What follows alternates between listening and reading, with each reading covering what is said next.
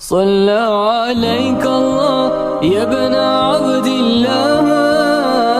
أحمد حبيبنا عليك السلام۔ آپ دیکھیں کہ ہمارے ہاں ہمارے معاشرے میں، ایک مسلمان معاشرے میں یہ بے حیائی کس حد تک پھیل چکی ہے، اور والدین کو بھی پتہ ہے، وہ بھی سب کچھ دیکھتے ہیں، لیکن ہم نظریں چرائے بیٹھے ہیں کہ کیسے اپنی اولاد کی تربیت کریں۔ اسلام نے، اللہ کے نبی صلی اللہ علیہ وسلم نے اس بندے کو دیوس کہا ہے جو اپنی مائیں، بہنیں، بیٹیاں جو اس کے ماتحت بچیاں ہیں ان کو دیکھے کہ وہ گناہ میں، بے حیائی میں پڑ رہی ہیں، اس میں مبتلا ہو رہی ہیں، اور وہ غیرت کا مظاہرہ نہ کرے اور ان کو چھوڑ دے کہ جیسے کرنا چاہتی ہیں کرتی رہیں۔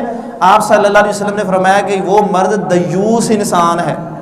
یہ کوئی لقب نہیں ہے، یہ وعید ہے اس بندے کے لیے جو انسان ایسے بے غیرت بن کر رہے کہ اسے پرواہ نہ ہو ہمارے گھر میں بچے بچیاں کس حالت میں پرورش پا رہے ہیں۔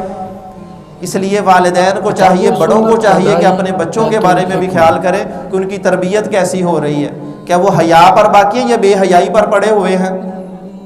صحابہ کرام اس معاملے میں نبی صلی اللہ علیہ وسلم سے سوالات بھی کرتے، تو حضور اکرم صلی اللہ علیہ وسلم کے اپنے ایک حیا کا تقاضا بھی تھا، یعنی آپ کی ایک شرم اور حیا کی بات ہو رہی ہے کہ صحابہ اکرام کہتے ہیں کہ حضور اکرم صلی اللہ علیہ وسلم بعض باتوں کے بارے میں وضاحت سے ہمیں کوئی بات نہیں بتا سکتے تھے، وجہ صرف یہ تھی کہ اللہ کے نبی صلی اللہ علیہ وسلم کے اندر حیا موجود تھا۔ عورتیں بعض دفعہ سوال کرتی تو آپ سرسری جواب دیتے، تفصیل نہیں بتاتے۔ حضرت عائشہ کی ایک لمبی روایت بھی، ایک عورت نے اپنے مخصوص مسائل سے متعلقہ سوال کیا تو اللہ کے نبی نے حل بتایا، لیکن وہ عورت تفصیل سے پوچھنا پھر چاہ رہی کہ یا رسول اللہ یہ کیسے ہے، تو اب اللہ کے نبی صلی اللہ علیہ وسلم حیا کی وجہ سے خاموش ہو گئے۔ حضرت عائشہ کہتے ہیں مجھے آ کر عورت کو اپنے کمرے میں لے جانا پڑا کہ نبی صلی اللہ علیہ وسلم کبھی تمہیں یہ نہیں بتا سکیں گے، کس وجہ سے کہ حضور اکرم صلی اللہ علیہ وسلم کے اندر حیا موجود تھا۔